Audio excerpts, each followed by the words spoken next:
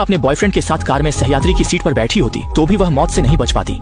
हालांकि बॉयफ्रेंड को जल्दी ही अस्पताल पहुंचाया गया, लेकिन उसने डॉक्टरों के इलाज से इनकार कर दिया क्योंकि उसने भी वही मौत की भविष्यवाणी करने वाला ऐप डाउनलोड किया था और उसके पास भी ज्यादा समय नहीं बचा था। वह वास्तव में डर रही थी कि वह ऑपरेशन टेबल पर मर जाएगी। नर्स को लगा कि वह बहुत भोली है, मजाकिया ऐप से भी इतना डर सकती है, लेकिन असलियत सिर्फ वही जानती थी। गर्लफ्रेंड की मौत और इस ऐप का गहरा संबंध था। अगले दिन जैसे ही वह अपने कमरे से बाहर निकला, उसके फोन पर अचानक एक अलर्ट आया जिसमें दिखाया गया कि उसके जीवन के सिर्फ 3 मिनट बचे हैं। घबराहट में वह जल्दी से अस्पताल से भागना चाहता था, लेकिन तभी उसका फोन फिर से बजा जिसमें उसे व्यर्थ की कोशिश न करने की चेतावनी दी गई। अगले ही पल उसने मोड़ पर लगे आईने में एक काली छाया देखी, लेकिन अजीब बात यह थी कि जब उसने पीछे मुड़कर देखा तो वहाँ कोई नहीं था, लेकिन तुरंत बाद वह काली छाया फिर से दिखाई दी। इस पल वह इतना डर गया कि उसे समझ नहीं आया क्या करे और जल्दी से अस्पताल की सीढ़ियों में जाकर छिप गया। लेकिन इसी समय फोन पर फिर से एक अलर्ट आया जिसमें दिखाया गया कि उसकी जिंदगी में बस इतना ही समय बचा है। आखिरी 1 मिनट में उसने दरवाजा खोलकर बाहर जाने की कोशिश की, लेकिन पाया कि सीढ़ियों का मुख्य दरवाजा पहले से ही बंद हो चुका था। इससे पहले कि वह प्रतिक्रिया दे पाता, नीचे से कदमों की आवाज आई और उसने अपनी मृत गर्लफ्रेंड को देखा। एक चीख के बाद वह भी मौत के अभिशाप से नहीं बच पाया और उसके फोन पर मौत की उलटी गिनती भी 0 पर पहुंच गई।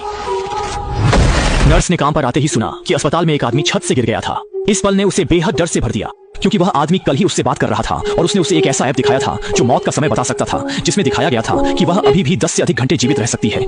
यह सत्यापित करने के लिए कि क्या वह आदमी उस अजीब उलटी गिनती के कारण मरा था, वह जल्दी से शवगृह में गई, उसका फोन खोला, लेकिन फोन पर पासवर्ड था और वह उसे खोल नहीं सकी। कोई चारा न देख एनी ने शवदराज खोला, लाश को बाहर खींचा और उसके चेहरे से फोन अनलॉक किया।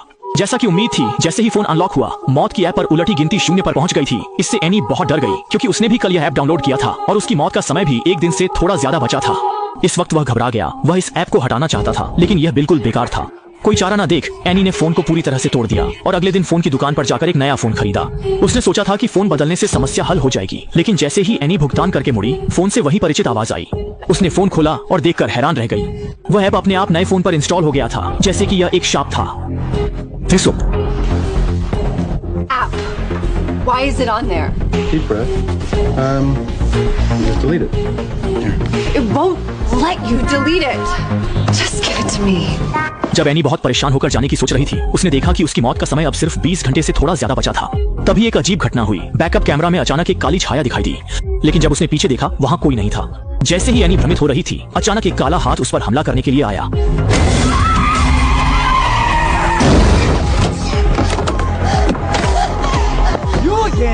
Are you an idiot? Hey!